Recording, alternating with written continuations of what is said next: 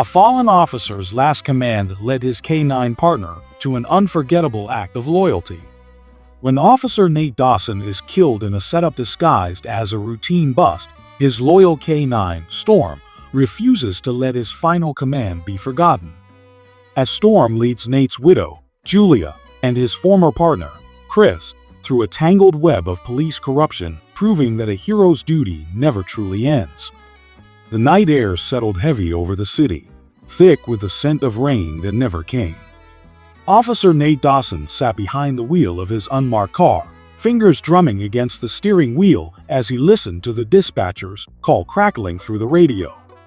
The warehouse on 5th had been flagged, movement inside a place long abandoned. Most likely kids or squatters. But something in the caller's voice had struck him wrong. It wasn't just concern. It was fear. Beside him, Storm sat alert. The German Shepherd barely moved, his ears pricked forward, sharp gaze locked on the windshield, as if he already knew what waited for them. Just to check, Nate muttered, more to himself than the dog. He reached out, giving Storm a brief scratch behind the ear. In and out. They stepped into the cold silence of the warehouse, boots against concrete, the only sound their own breath. The place was hollow, torn apart crates, metal beams rusting under the weight of time. A forgotten place. But not empty. Storm's body tensed first. His muscles bunched, nostrils flaring. Then Nate heard it, a shuffle. Soft. Intentional. He raised a hand, signaling Storm to stay close. His other hand hovered near his holster, fingers grazing the grip of his weapon. A board creaked somewhere in the darkness. "Police," Nate called out. "If you're in here, let's keep this simple. Show yourself." Nothing. Then a gunfire. The explosion of sound ripped through the cavernous space. Nate barely had time to react. He shoved Storm aside, twisting as fire tore through his chest. The force sent him back, the world tilting in a sickening spin. His fingers found his vest, but the warmth spreading beneath told him everything he needed to know. Storm was snarling, lunging, but Nate forced his hand up, weak, shaking. "No," Storm hesitated, just for a second, but it was enough. The last thing Nate saw was his partner's wild, desperate eyes before everything slipped away. The morning came without warmth. Officers flooded the scene, voices hushed and low as they stepped around the body lying on the cold concrete. The official report would say the suspect had fired first, that the suspect was dead, that it had been a standard bust gone wrong. But nothing about this was standard. Storm lay next to Nate, silent. Blood matted his fur, a wound carved along his side, but he didn't move. Not when the paramedics arrived. Not when they tried to pull him away. "He won't leave him," one of the officers murmured. Julia Dawson stood a few feet away, hands clenched at her sides. The morning chill had nothing to do with the cold settling in her chest. She had barely slept when the knock came at her door. A knock that ended life as she knew it. They told her the truth, or the version of it they wanted her to believe. A drug bust. A shootout. A mistake. Mistake. She wanted to scream. Instead, she looked at the dog still guarding the man who would never come home. Storm wasn't the same after that night. He barely ate. He didn't play. He paced the length of the yard like something was unfinished. Julia tried to comfort him, tried to offer what little reassurance she had left. But the dog wasn't looking for comfort. He was looking for orders, and he had already been given one. It started small. The first time, Julia had thought he was just restless. The second time, she realized it wasn't coincidence. He was trying to get out. Again and again, scratching at the door, testing the fence, waiting for a moment she wasn't watching. She followed him once, when he managed to slip past her. He didn't run aimlessly. He had a direction, a purpose, and it led straight back to where it all began. The warehouse. Storm still had a job to do, and Julia was starting to wonder if maybe, just maybe, he was right. Meanwhile, Chris Maddox had read the report 3 times. It didn't sit right. The timeline was too neat, the conclusions too clean. Nate was one of the best. He wouldn't have walked into a trap without realizing something was off. Yet the case had been shut in record time, tied to a single suspect who conveniently wouldn't be able to dispute the narrative. Chris clenched his fists against the desk. He should have been there that night. He'd planned to back Nate up, but a last-minute call had sent him across town on a case that turned out to be nothing. A diversion, maybe? The thought gnawed at him. He picked up the file again, flipping through its contents. The ballistics report, the forensic summary, the witness statement from a single, unreliable source. His gut told him there was more, much more. For the meantime, across the city, Julia couldn't shake the feeling that Storm knew something she didn't. The dog had never been this persistent. Every night, he would return to Nate's old vest, nudging at it, circling as if searching for something she couldn't see. Then, one night, he was gone. Julia's heart lurched when she saw the open gate. She didn't think. She grabbed her keys, slipping into her car, and followed the only path that made sense. Storm wasn't just running. He was leading her. She followed him across town, through streets that had long since emptied, to a building she hadn't visited in weeks, Nate's old precinct. The dog pushed through a gap in the fence and disappeared inside.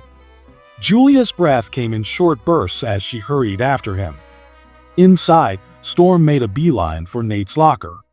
He sniffed, then pawed at the base, letting out a low, impatient sound. Julia hesitated before kneeling beside him. She reached down, fingers brushing against the metal, searching for whatever had captured the dog's attention. Something small, smooth.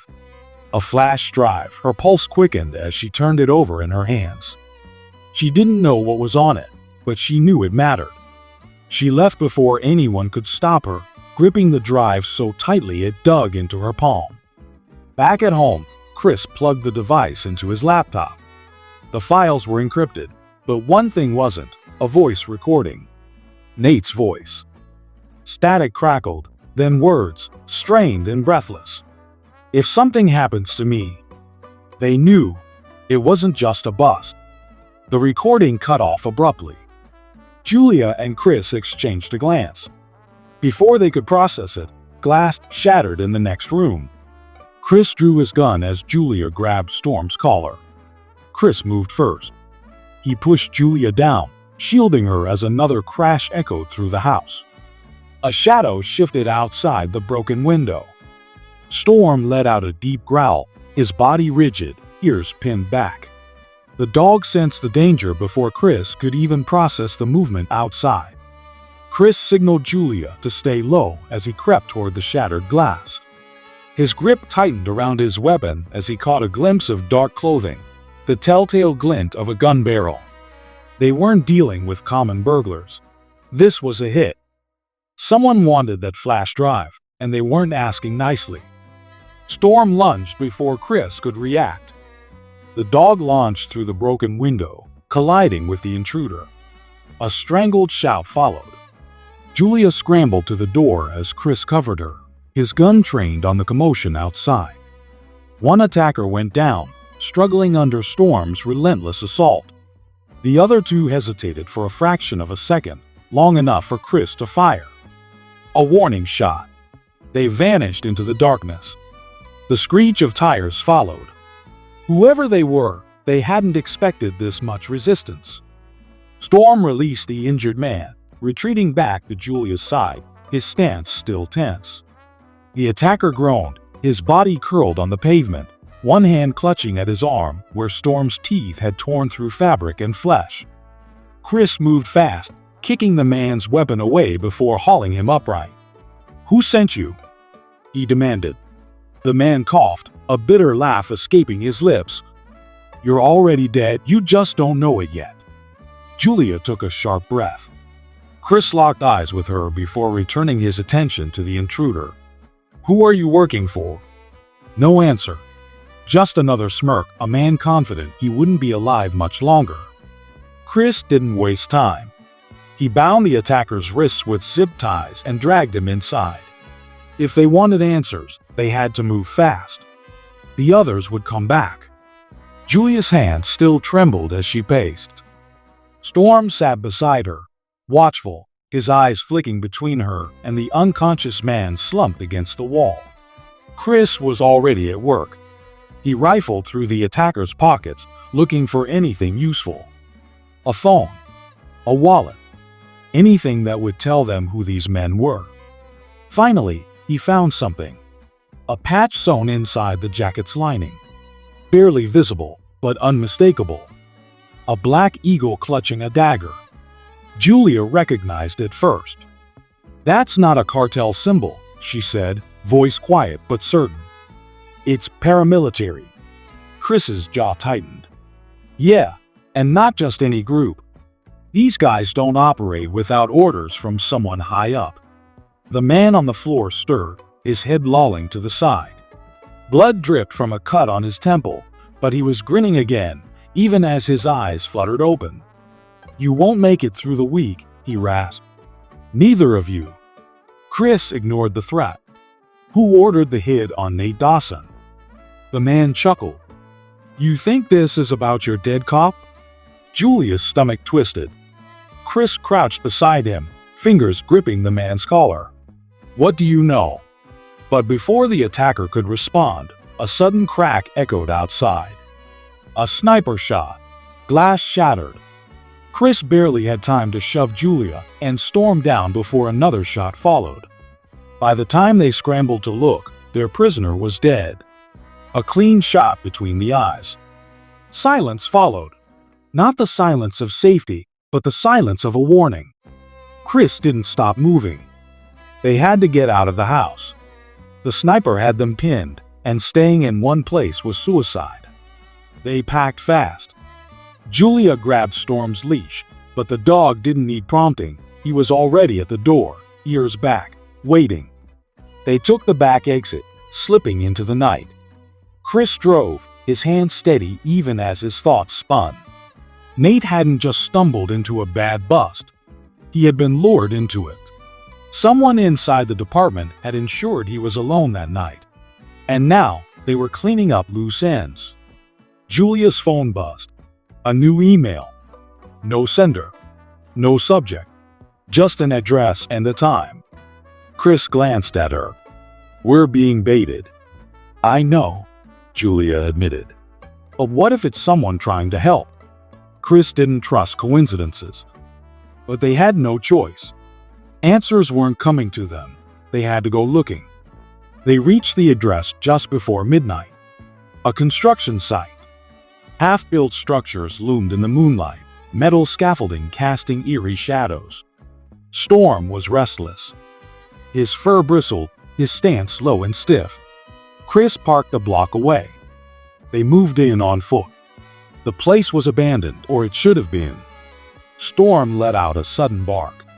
Then, the shot rang out. Chris grabbed Julia and threw her behind cover. The bullet missed them by inches. Another shot. They were pinned. Storm darted between concrete pillars, his instincts sharp. He knew they were being hunted. Chris's mind raced. Someone had set them up. Julia tapped his arm, eyes wide with realization. "There's a mole in the department." Chris exhaled sharply. She was right. Someone had known exactly where they'd be. Someone on the inside. "We have to move," he said, scanning the scaffolding. The sniper was still out there, waiting for another shot.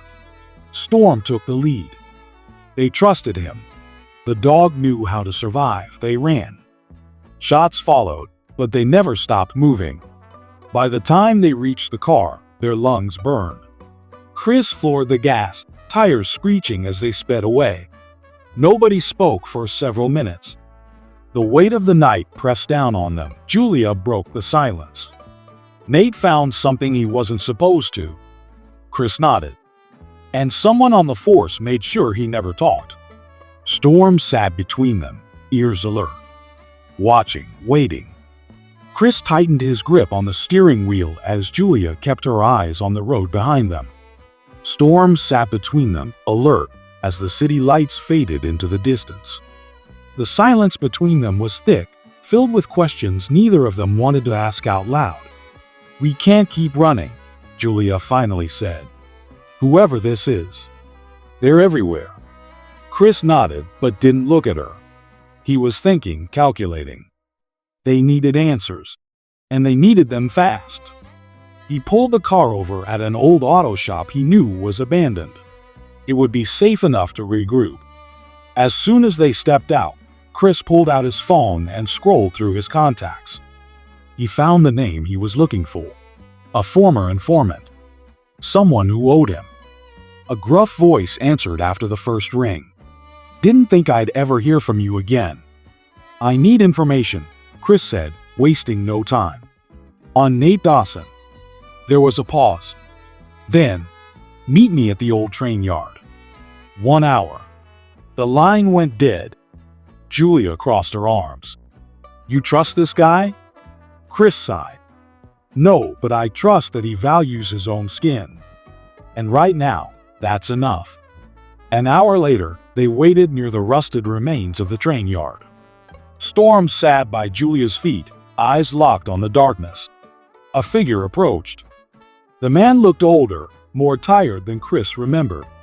He stepped into the dim glow of a distant street lamp and lit a cigarette. "Nate was digging into something nasty," the man said without preamble. "Weapons. Military grade. Being moved through the city like it was nothing." He didn't know how deep it went. Chris felt his stomach tighten. And the informant exhaled smoke. "And he found the buyer." Julia shifted. "Who?" The man hesitated, looking at them both. Then, quietly, he said, "Captain Reynolds."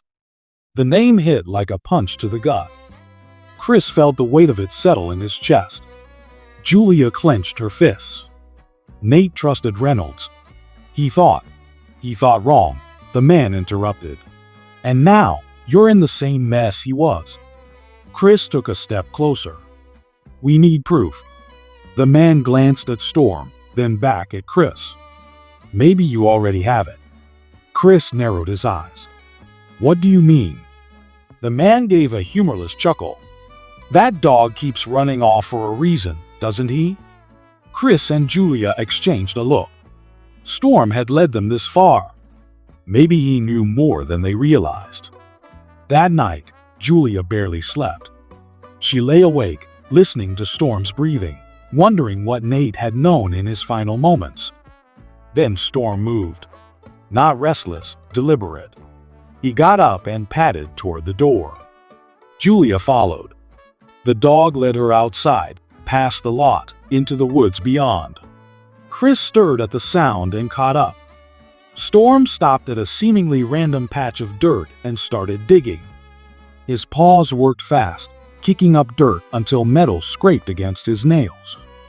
A buried locker. Chris knelt and pried it open. Inside were stacks of papers, a burner phone, and a USB drive. The last text on the phone screen made Julia's blood run cold. "Meet me. We need to talk." Reynolds. Chris exhaled. Nate had him. And it got him killed. They barely had time to process before sirens wailed in the distance. Chris shoved the items into his bag. "We need to go." But before they could move, blue and red lights surrounded them. Chris barely had time to react before officers stormed forward, guns drawn. One of them grabbed his wrist. "Chris Maddox, you're under arrest for evidence tampering." Julia's breath caught. "No, this is a setup."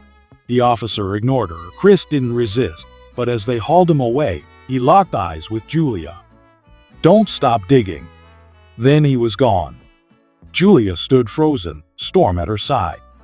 She was alone, hunted, and Reynolds was closing in.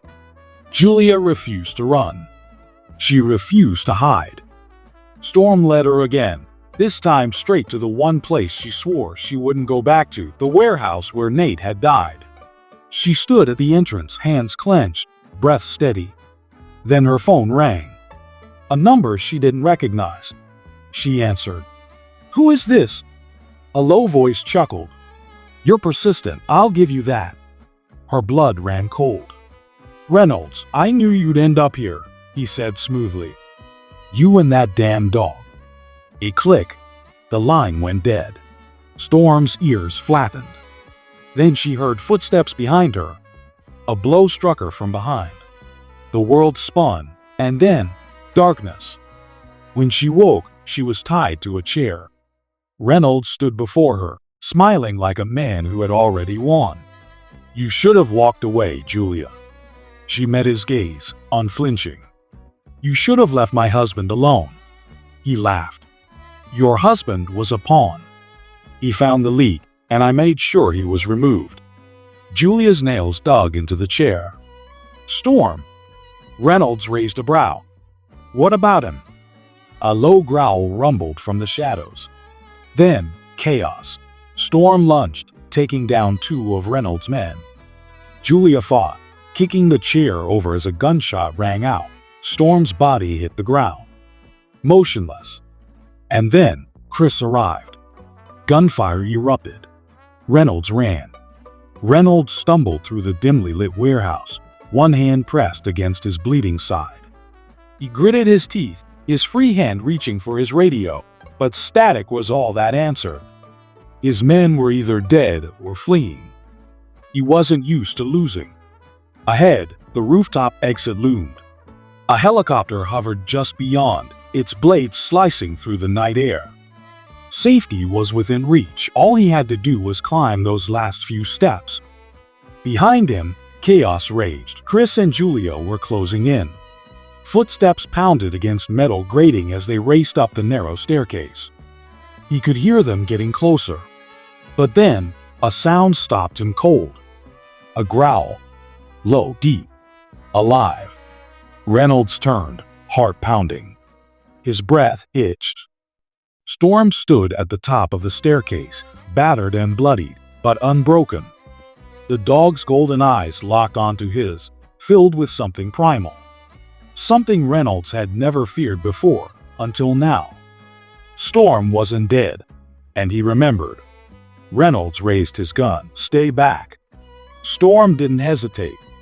He launched himself forward, his powerful jaw snapping onto Reynolds' arm. The gun clattered to the floor. Reynolds staggered, trying to pry the dog off, but Storm's grip was relentless. He wrenched his head, dragging the captain backward, toward the edge of the rooftop. Reynolds struggled, feet slipping. His back hit the railing. His hands clawed at metal. But Storm didn't let go. A shot rang out. Reynolds gasped. His grip on the railing loosened. He looked down at his chest, where blood bloomed across his shirt. Julia stood a few feet away, gun in hand. Her hands didn't shake. Her eyes didn't waver. She had made sure. Reynolds swayed. His mouth opened as if to speak, but no words came. Then, slowly, he tipped backward over the edge. For a moment, silence stretched. Then a distant thud. And it was over. Storm stepped back, his chest rising and falling in ragged breaths. Julia lowered her gun, exhaling as Chris joined her side. The night sky stretched endless above them. The aftermath came in waves. Reynolds' corruption was exposed, unraveling a web of deceit that reached higher than anyone had imagined. With the evidence Nate had gathered, arrests followed. Those who had conspired with Reynolds fell one by one. The department tried to bury it at first, but the truth was too loud, too undeniable. Chris was cleared of all charges. His name restored. Nate was no longer just another cop lost in the line of duty. He was a hero. Storm survived. Julia sat beside him in the hospital recovery room, her fingers gently stroking his fur. His body was wrapped in bandages, his breathing slow but steady. He had done his job. He had protected her, just as Nate had asked him to. Chris stepped into the room, nodding at Julia before crouching beside Storm. He placed something beside the dog's paw. Nate's badge. Julia's throat tightened. She lifted the badge, running her fingers over the worn surface. Then, slowly, she placed it in Storm's collar. She whispered the last words Nate had ever spoken to his partner. "Protect her." Storm's tail thumped once against the hospital bed. And this time, he rested.